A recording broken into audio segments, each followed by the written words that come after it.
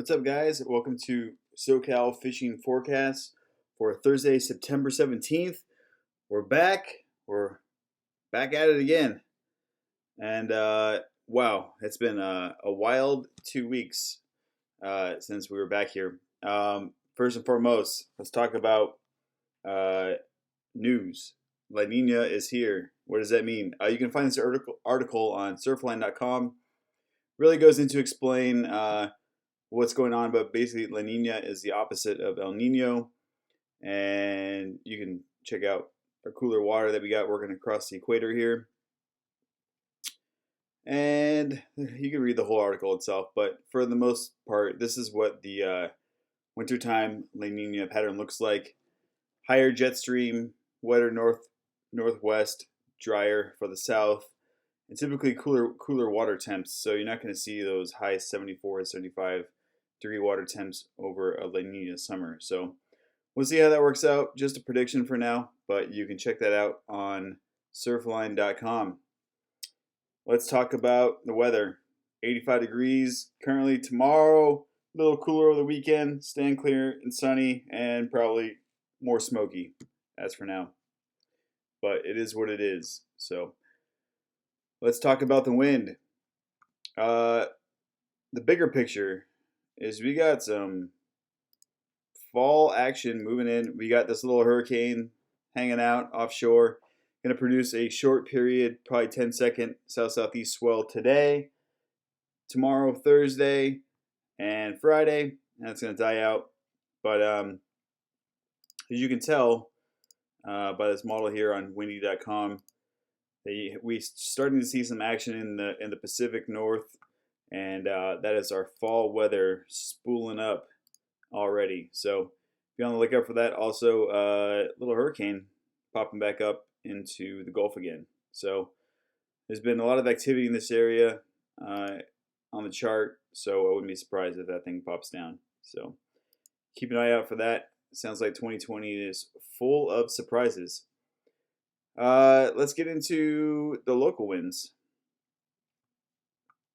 Thursday, looking like a manageable flow. Let's get this thing fired up on our windy.com model. Overnight, we're still going to have this continuous offshore wind or outside water wind pattern, and it's been steady. I mean, some of the stuff, 23 knots, so you're not going to be going out to the outer islands. But the inshore is going to work for you, and it's pretty protected by the islands. So there's 9-10 knots, pretty manageable in a smaller size boat. However, you will not find me out, 15 plus knots seems to not fare well for most private boaters unless you're on a rather large yacht. So let's take a look at our tempbreak.com chart here. We're looking at the 3-day, and I think this is a pretty good, reliable chart to work off of. As far as fishing goes, let's talk the inner waters. There's been a fair amount of bonito of the larger size, 4 to 10 pounds, basically from Laguna all the way down to the Coronados.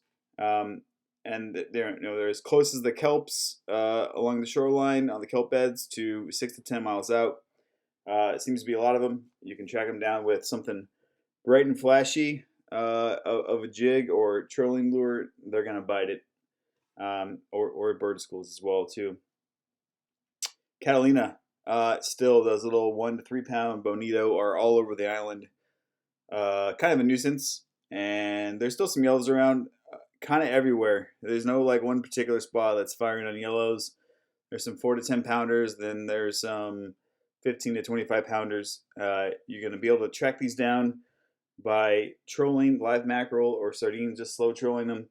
And that's probably going to be the best way you're going to find them. But like I always, use your eyes and look for those good current conditions and clean water. And you're going to lock onto them a little bit quicker. Now, as far as San Clemente Island goes, here's a look at the island schedule for Thursday. Lots of activity.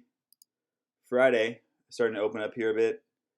Saturday, only activity in C and D, and same with Sunday. As always, as a reminder to check this site before you go there and always monitor channel 16. They will call you off the spot if they have some activities. So let's not get shot. That would be a good day. Now, as far as fishing at San Clemente Island, no one's really fishing the island. This bluefin activity has everyone focused on bluefin and fishing bluefin, and not fishing for yellows or bass or any of the regular stuff at the island. So there really hasn't been a whole lot of information other than before I left on vacation, they were there, and front side, Persane Rock, and the 9, and also at the end of the runway. So last I checked, they were there, but no one's fishing them because everyone's focused on this bluefin. So that being said, let's talk about the bluefin. As of right now, there's basically 2 areas of bluefin that we can really focus on. The first part is in the 499 area, not quite to the Osborne yet, but there is a chance that they're going to move that way. That's kind of what I'm thinking, and it seems to be the pattern. So basically, from the 9 to the 499, there's been bluefin here, and these are in the 40 to 70 pound class. There's also some yellowfin mixed in too, so don't be surprised if you hook a couple of those. But for the most part, they're the same size, 40 to 70 pounds. So looks like it's going to be pretty fun fishing for that. Also, at San Clemente Island, we're talking the areas from the 381 to the 81. Basically, this lower area right here has been full of same size fish, 40 to 70 pounders, but then there's been some bruisers. A couple big ones were caught over the holiday. 377 was pretty wild. So, I mean, could someone break 400 pounds this year? It's certainly possible, and I would not be surprised. Speaking of surprises, forgot to mention, the first surprise I saw was Dwayne Diego hooked a 300-pound blue marlin. That's pretty wild for local waters. Fortunately, didn't get it all the way to the boat, broke off, but he was able to identify it, and that guy's seen some fish, so I'm pretty sure he's on the spot with that one. Also, the one I did see a photo of was Dana Wharf spotted a whale shark locally. So that's some pretty wild stuff going on. I don't think I've ever heard of anyone seeing one in U.S. waters. So to me, I thought that was pretty rad. So yeah, we got the bluefin going on. But I bring that point up to you if you don't remember. It's been a while, but 6-7 years ago, we had wahoo in U.S. waters. And, we start hearing things about whale sharks and things like that. Wahoo's on the brain. So if you got some extra time and you're cruising in to your inshore waters, the green waters, or the edge of the green waters, you're looking for some kelps, if you're bored, you haven't seen a whole lot of action, don't be afraid to throw out a marauder or a wahoo bomb. If you're not familiar with what those look like, you can Google a marauder. Basically a big hard bait with big hooks. And a wahoo bomb just looks like a typical feather, but usually a wire leader, and usually some type of flashy spinner on it. There's all different variations, but you're going to want to use a wire leader because wahoo would just bite that thing off. So, not that I've seen anybody catch one yet this year. I'm just saying that, where there's smoke, there's fire, and you never know. San Diego waters, coronados, again, quiet. No one is really bothering with coronados. The yellows are still there proper on the island, and there's also some of that bonita mixed in too. So if you see bird schools, it could be either or, but they're there, but really no one's really fishing them. Now, as far as the fishing below the border, it's really sporadic, guys. I mean, there's no locked in spot. Unfortunately, there's a lot of kelp patty action, so that's what you're going to be looking for. And you usually find that on the temp breaks. So, temp breaks means that you got currents or moving in 2 different directions or slowing down, speeding up. So usually when you find one patty, you're going to find a string of them in a row and figure out that direction and kind of follow that direction.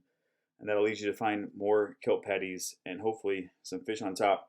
But basically below the border, it means it's been kelp patty dorado and kelp patty yellowtail and occasionally yellowfin for pretty much the last month. Pretty steady. And we haven't really been seeing them too much, on the upper part of the ridge here. but the lower portion, basically from 302, 371, and as far west as the Butterfly. But I really don't think you need to drive that far to find kelp patties at this point. I think you're going to find them a lot closer than where you're talking. But inner U.S. water is pretty much dead, guys. I mean, there's been a couple here and there, but for the same thing, sporadic kelp patties. So you got to find that current break. And if you're looking to hook some marlin, the slide, the 152, 277 has had a lot of tailors and a couple jumpers too. So don't count those out. And from what I've heard, the swordfish bites kind of slowed down. Not saying that they're not there or no one's talking about it, but it's just still the season. We still got November to go to. So if you don't like making the ride in a windy day, then maybe find a local bank with a nice hard sharp edge and try and work for a swordfish bite. But that's it, guys. Hope you enjoy your weekend. I'll be out in the water fishing finally on a charter since it's on my boat. But looking forward to being out there on the water with you guys. Have a great weekend and take care.